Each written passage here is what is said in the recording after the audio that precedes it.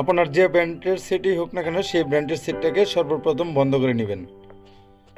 তারপরে volume minus এবং কি পাওয়ার বাটনটা একসাথে চাপ দিয়ে ধরে রাখবেন।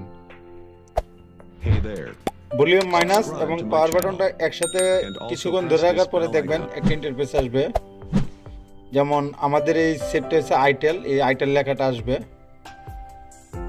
এই যে আইটেল লেখাটা আসার পরে আমি পাওয়ার বাটনটা ছাড়িয়ে দিলাম, শুধুমাত্র ভলিউম মাইনাস বাটনটা আমি প্রেস করে রাখছি, আমি কিন্তু ছাড়ি নেই।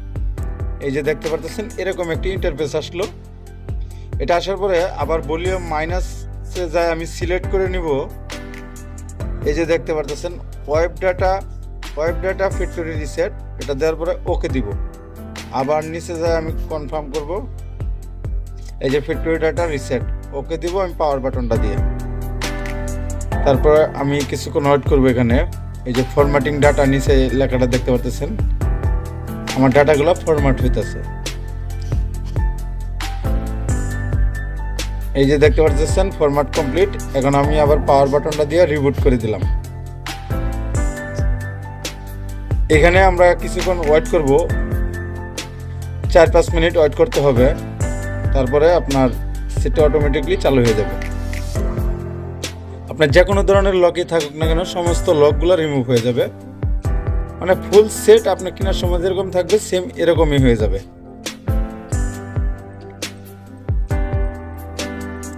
এখানে বেশ কিছুক্ষণ সময় কিন্তু ওয়েট করতে হয়, 4 থেকে 5 মিনিট সময় লাগতে পারে।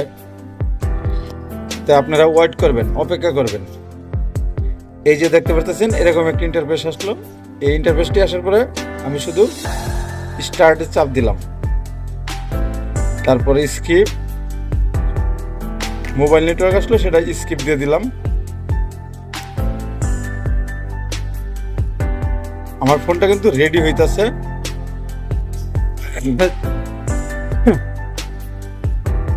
এখানে আমরা কিছুক্ষণ সময় ওয়েট করব, 1 থেকে 2 মিনিট সময় লাগতে পারে, 3 মিনিটও লাগিয়ে যেতে পারে। এটা প্রত্যেকটা মোবাইলের উপর ডিপেন্ড করে। তো এই যে আসার পরে আবার স্টার্ট, এই যে অফলাইনে আমি চাপ দিয়ে দিলাম। তারপরে নেক্সট এই যা আসবে আপনারা শুধুমাত্র নেক্সট দিয়ে যাবেন। এখানে স্কিপ দিবেন, আমি কোনো লক দিতে চাইতাছি না। এগ্রি বাংলাদেশ সিলেক্ট করে নিলাম, নেক্সট।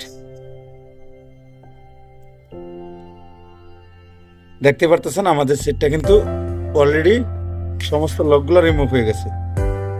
তো এইভাবে খুব সহজে আপনার যে ব্র্যান্ডের সেটই হোক না কেন লক যদি ভুলে যান তাহলে খুব সহজে লকটাকে রিমুভ করতে পারবেন। তো আমার এই ভিডিওগুলো ভালো লাগলে অবশ্যই আমার চ্যানেলটা সাবস্ক্রাইব করবেন আর আমার পাশে থাকার চেষ্টা করবেন। ধন্যবাদ সকলকে। আসসালামু আলাইকুম।